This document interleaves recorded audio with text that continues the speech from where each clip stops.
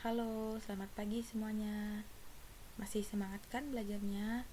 Walaupun kita pembelajarannya melalui daring di rumah masing-masing, tetapi Ibu harap kita dapat terus semangat untuk melakukan pembelajaran ini. Nah, pada minggu ini kita akan membahas sistem ekonomi. Pada minggu kemarin kita sudah membahas tentang masalah ekonomi nih. Nah, masalah ekonomi ada dua. Yang pertama, masalah ekonomi klasik dan juga modern. Masalah ekonomi klasik itu dibagi menjadi tiga, yaitu produksi, distribusi, konsumsi. Nah, sedangkan masalah ekonomi modern dibagi menjadi tiga, yaitu apa, bagaimana, dan untuk siapa. Nah, pada pagi ini kita akan melanjutkan ke materi baru, yaitu sistem ekonomi. Nah, Ibu harap kalian dapat mempersiapkan pembelajaran seperti buku catatan dan juga fokus untuk mendengarkan, mencermati, dan juga memahami penjelasan yang akan kalian simak pada video pembelajaran ini. Nah, kita mulai saja, yaitu sistem ekonomi. Ada dua materi. Yang pertama yaitu pengertian dan fungsi sistem ekonomi. Yang kedua, macam-macam sistem ekonomi yang terbagi menjadi 4, yaitu sistem ekonomi tradisional, sistem ekonomi komando atau terpusat, sistem ekonomi pasar atau liberal, dan terakhir sistem ekonomi campuran. Kita masuk ke materi pertama, yaitu pengertian dan juga fungsi sistem ekonomi. Pengertian sistem ekonomi. Sistem ekonomi merupakan suatu cara yang diambil dalam rangka mengatur sekaligus mengorganisir seluruh kegiatan ekonomi, baik ekonomi rumah tangga negara atau pemerintah maupun rumah tangga masyarakat atau swasta, berdasarkan prinsip tertentu dengan tujuan untuk mencapai kesejahteraan. Nah, berikutnya adalah fungsi sistem ekonomi. Di sini ada 3 fungsi sistem ekonomi. Yang pertama, menjadi perangsang bagi masyarakat untuk melakukan kegiatan produksi. Yang kedua, menyediakan metode untuk mengkoordinasi kegiatan individu dalam perekonomian. Dan yang ketiga, menyediakan mekanisme tertentu agar hasil produksi dapat dibagi secara merata. Yang kedua yaitu macam-macam sistem ekonomi. Nah, yang pertama yaitu sistem ekonomi tradisional. Sistem ekonomi tradisional ini menitik beratkan pada kebiasaan dan adat istiadat dalam menjalankan perekonomiannya.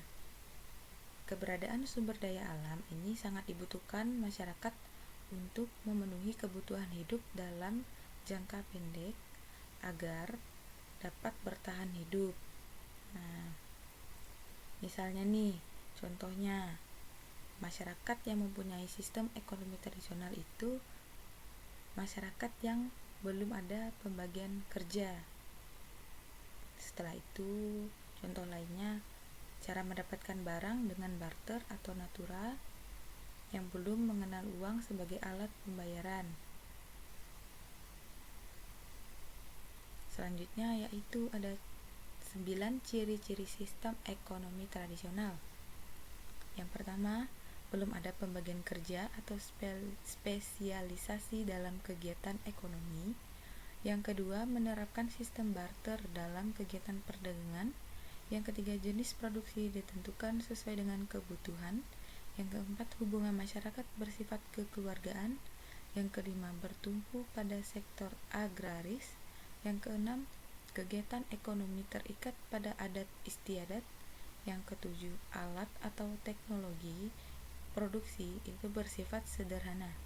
Yang kedelapan, teknik produksi dipelajari secara turun-temurun dan bersifat sederhana. Dan yang kesembilan, kekayaan alam terutama tanah dan hutan itu menjadi sumber penghidup utama. dalam sistem ekonomi tradisional. Selanjutnya, nah, jadi sistem ekonomi tradisional ini memiliki kekuatan dan kelemahan, yaitu sebagai berikut. Kekuatannya yang pertama, setiap masyarakat itu termotivasi untuk menjadi produsen. Yang kedua, tidak terdapat persaingan yang tidak sehat karena produksi tidak ditujukan untuk mencari keuntungan. Yang ketiga, dengan sistem pertukaran barter, masyarakat cenderung bertindak jujur. Yang keempat, mendorong hubungan kerjasama dan kerukunan antar individu terjalin erat. Yang kelima, perekonomian masyarakat cenderung stabil. Dan yang keenam, alam relatif terjaga karena masyarakat cenderung menjaga kelestarian alam. Nah, di sini ada 8 kelemahannya. Yang pertama, kegiatan ekonomi hanya untuk memenuhi kebutuhan hidup saat ini. Yang kedua, sulit untuk mempertemukan kedua belah pihak yang saling membutuhkan. Yang ketiga, produktivitas rendah akibat teknologi yang digunakan masih sederhana. 4. Sulit menetapkan ukuran dari barang yang dipertukarkan. Yang kelima, kualitas barang hasil produksi masih rendah. Yang keenam, kegiatan ekonomi tidak ditujukan untuk mencari laba. Yang ketujuh, kegiatan ekonomi tidak untuk meningkatkan taraf hidup. Yang kedelapan, cenderung menolak perubahan sehingga masyarakat kurang berkembang. Dan yang kesembilan, alokasi sumber daya ekonomi dilakukan secara tidak efisien. Nah, jadi berikut ini beberapa contoh negara yang menerapkan sistem perekonomian tradisional. Yang pertama itu ada Indonesia. Nah, jadi ternyata negara Indonesia itu menganut sistem ekonomi tradisional, meskipun tidak di semua tempat. Tetapi di beberapa desa seperti di Papua itu masih menggunakan sistem perekonomian tradisional. Yang kedua itu Afrika Tengah. Nah, negara Afrika khususnya di Afrika Tengah juga masih menggunakan sistem ekonomi tradisional. Terlihat dari sebagian besar desa di Afrika Tengah itu masih menggunakan sistem ekonomi tradisional ini. Yang selanjutnya adalah Ethiopia. Negara ini juga masih menggunakan sistem ekonomi tradisional. Hal ini dikarenakan Ethiopia masih termasuk negara termiskin di dunia yang mengandalkan industri pertanian dalam perekonomiannya. Dan yang terakhir itu ada Malawi.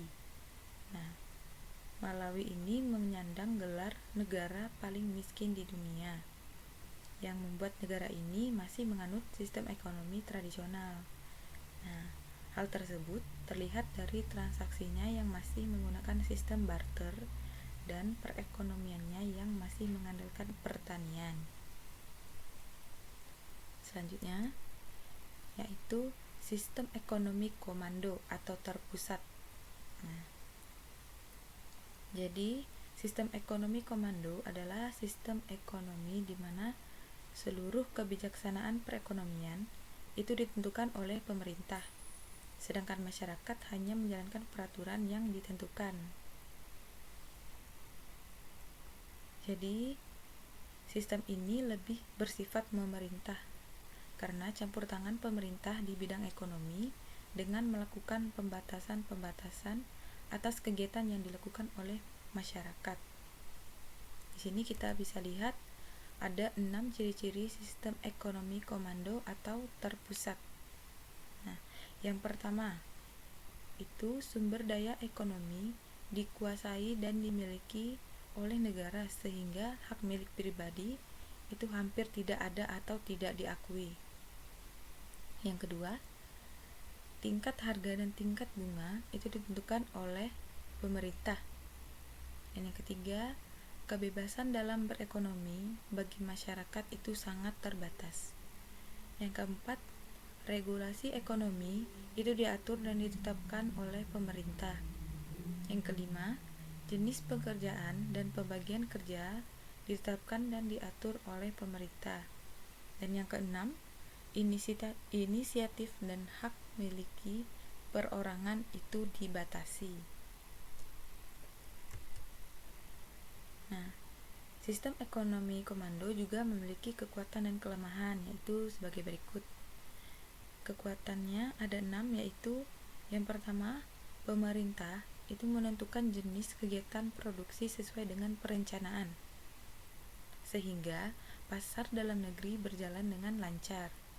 Yang kedua, relatif mudah melakukan distribusi pendapatan. Yang ketiga, pemerintah lebih mudah mengendalikan inflasi, pengangguran, atau berbagai keburukan ekonomi lainnya, karena kegiatan ekonomi itu direncanakan oleh pemerintah. Yang keempat, pemerintah bertanggung jawab penuh terhadap kegiatan ekonomi. Yang kelima, program pemerintah cepat terwujud. Dan yang keenam, itu pengendalian dan pengawasan lebih mudah dijalankan. Sedangkan untuk kelemahannya ada 6. Yang pertama, tidak ada kebebasan untuk berusaha. Yang kedua, hak milik perorangan itu tidak diakui. Yang ketiga, potensi kreativitas dan juga inisiatif masyarakat itu tidak berkembang. Sebab alasannya itu segala kegiatan ekonomi direncanakan oleh pemerintah.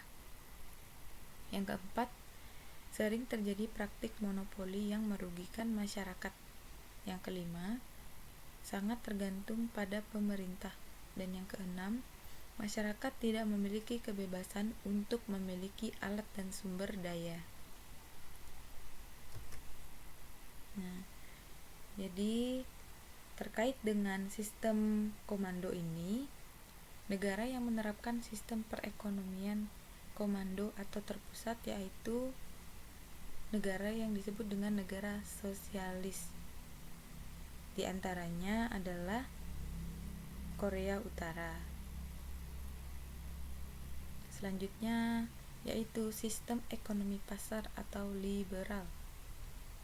Jadi sistem ekonomi pasar atau liberal ini adalah suatu sistem di mana negara itu memberi kebebasan kepada setiap orang untuk mengadakan kegiatan ekonomi. Nah, sistem ini itu menentukan keseimbangan dengan cara mengandalkan kemampuan pada sistem harga. Selanjutnya, di sini ada 5 ciri-ciri sistem ekonomi pasar atau liberal. Yang pertama, sumber daya ekonomi dimiliki dan diatur swasta secara bebas.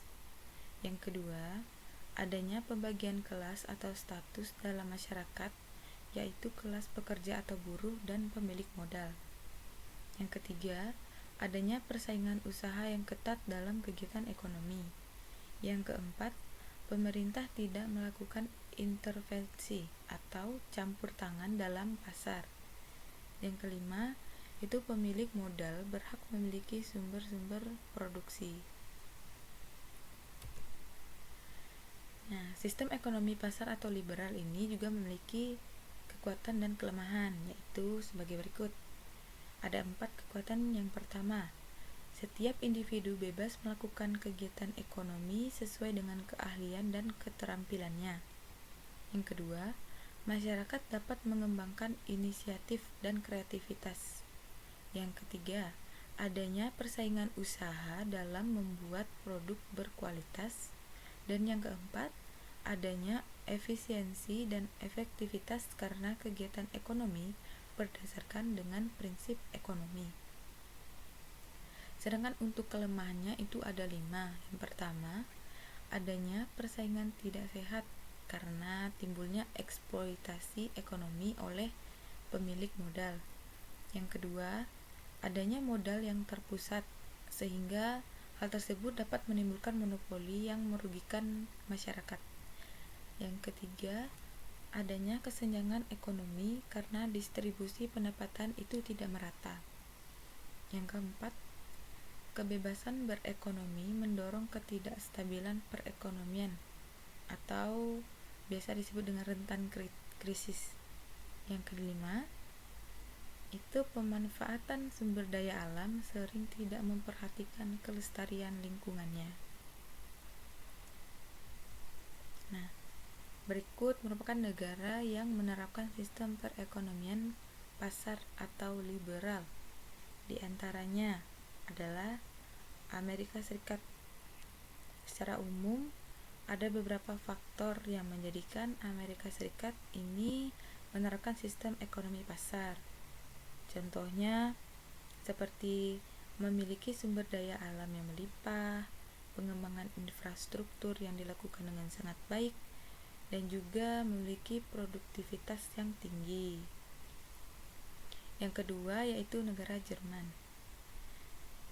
Ada beberapa hal yang juga dimiliki oleh Jerman sehingga mendapat predikat sebagai negara dengan ekonomi terbesar di Eropa. Nah, beberapa faktor tersebut adalah tingkat korupsi yang kecil, kapitalisasi pasar, memiliki tingkat inovasi yang tinggi, dan juga memiliki tenaga kerja dengan kemampuan yang tinggi. Negara yang terakhir adalah Inggris. Nah, Inggris merupakan negara yang menganut sistem ekonomi pasar selain Amerika Serikat dan juga Jerman. Bahkan dikatakan perekonomian Inggris itu termasuk perekonomian terbesar yang ada di dunia. Selanjutnya kita akan membahas tentang sistem ekonomi campuran atau komando dan pasar. Nah, sistem ekonomi campuran ini merupakan sistem ekonomi yang menitik beratkan interaksi antara pemerintah dan juga swasta dalam hal melakukan kegiatan ekonomi. Nah, di sini pemerintah berperan sebagai pengawas dan pengendali kegiatan perekonomian. Sedangkan swasta itu diberi kebebasan menentukan kegiatan perekonomian yang ingin dilakukan. Sistem ini juga banyak diterapkan oleh banyak negara. Nah, berikut adalah ciri-ciri sistem ekonomi campuran. Yang pertama, tatanan ekonomi merupakan perpaduan antara sistem ekonomi pasar dan terpusat. Yang kedua, barang modal dan sumber daya vital itu dikuasai oleh pemerintah. Yang ketiga, adanya peran berimbang antara pemerintah dan swasta dalam suatu perekonomian. Dan yang keempat yaitu campur tangan pemerintah dilakukan dengan kebijakan ekonomi sehingga terjadi persaingan yang sehat. Nah, sistem ekonomi campuran juga memiliki kekuatan dan kelemahannya, yaitu sebagai berikut. Ada 4 kekuatan. Yang pertama, pertumbuhan ekonomi terjaga kestabilannya. Yang kedua, inisiatif dan kreativitas bisa berkembang. Yang ketiga, campur tangan pemerintah itu bisa meminimalkan monopoli usaha oleh pihak swasta. Yang keempat, pemerintah lebih fokus dalam memberdayakan sektor usaha mikro, kecil, dan menengah atau yang biasa disebut dengan UMKM. Kelemahannya juga ada 4. Yang pertama, campur tangan pemerintah yang lemah memungkinkan berlakunya sistem ekonomi pasar. Yang kedua, campur tangan pemerintah yang terlalu kuat bisa mendekati sistem ekonomi komando. Yang ketiga, adanya kesulitan dalam memenuhi kebutuhan masyarakat yang beragam. Dan yang keempat, timbul KKN karena kurang pengawasan dari pemerintah. Nah, negara yang menerapkan sistem perekonomian campuran antara komando dan pasar yaitu negara yang tercatat sebagai negara bekas anggota non-blok. Di antaranya ada Indonesia, India, Malaysia, Mesir, dan juga negara lainnya. Nah, jadi penjelasannya sudah selesai untuk materi sistem ekonomi. Nah, jika teman-teman selanjutnya ada pertanyaan, bisa langsung ke WA group agar bisa kita bahas bersama-sama. Jadi, cukup sekian pembelajaran pada pagi hari ini. Ibu harap kalian bisa mencermati dan memahami dengan baik atas pembelajaran dengan materi sistem ekonomi. Terima kasih Ibu ucapkan. Selamat pagi, salam sehat untuk kita semua.